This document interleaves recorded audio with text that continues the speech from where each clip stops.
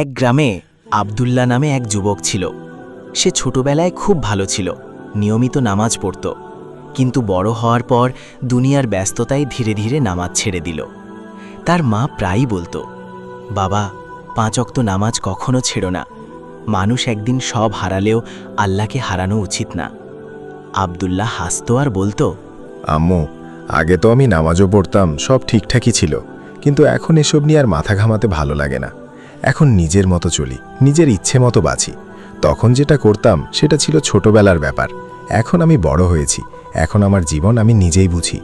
আল্লাহ তো আছেনই, আমি চাইলে পরে আবার সব ঠিক করে নিতে পারবো। এখন একটু নিজের মতো করে থাকি। একদিন রাতে সে বন্ধুদের সাথে ঘুরে অনেক দেরিতে বাড়ি ফিরছিল। পথে সে দেখল মসজিদের ইমাম সাহেব একা বসে কাঁদছেন। আব্দুল্লাহ জিজ্ঞেস করল, হুজুর, আপনি কাঁদছেন কেন? ইমাম সাহেব বললেন, আজ একজন যুবকের জানাজা পড়ালাম। সে তোমার বয়সে ছিল। গতকালও সে বলেছিল বুড়ো হলে নামাজ পড়ব, কিন্তু আজ সে কবরে। এই কথা শুনে আব্দুল্লাহর বুক কেঁপে উঠল। সে রাতে ঘুমাতে গেল, কিন্তু ঘুম আসছিল না। মনে হচ্ছিল যদি আজই তার শেষ রাত হয়, যদি কাল সকাল আর না আসে। ফজরের আজান হলো। বহুদিন পর সে অজু করল, মসজিদে গিয়ে নামাজে দাঁড়ালো।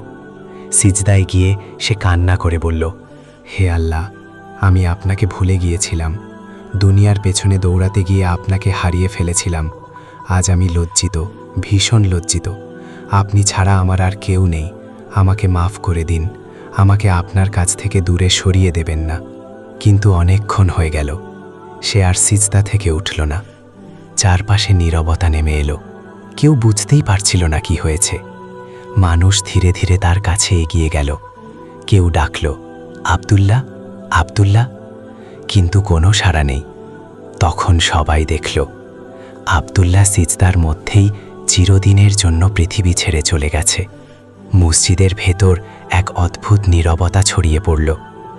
ইমাম সাহেব চোখের পানি মুছে ধীরে ধীরে বললেন, কি সৌভাগ্যবান সে, যে তার রবের সামনে মাথা নত অবস্থায় দুনিয়া ছেড়ে চলে যেতে পেরেছে।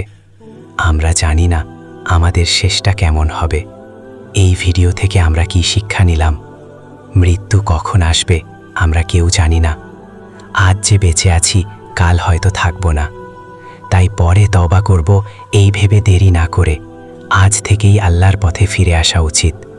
আজ থেকেই নামাজ শুরু করা উচিত। আজ থেকেই নিজেকে বদলে ফেলা উচিত। ভিডিওটি যদি আপনার হৃদয় স্পর্শ করে থাকে তাহলে লাইক, কমেন্ট করে জানাবেন, এবং এমন আরও শিক্ষামূলক ভিডিও পেতে আমাদের চ্যানেলটি সাবস্ক্রাইব করুন। ইনশাআল্লাহ প্রতিনিয়ত আপনাদের জন্য এমন হৃদয় ছোঁয়া গল্প নিয়ে আসব।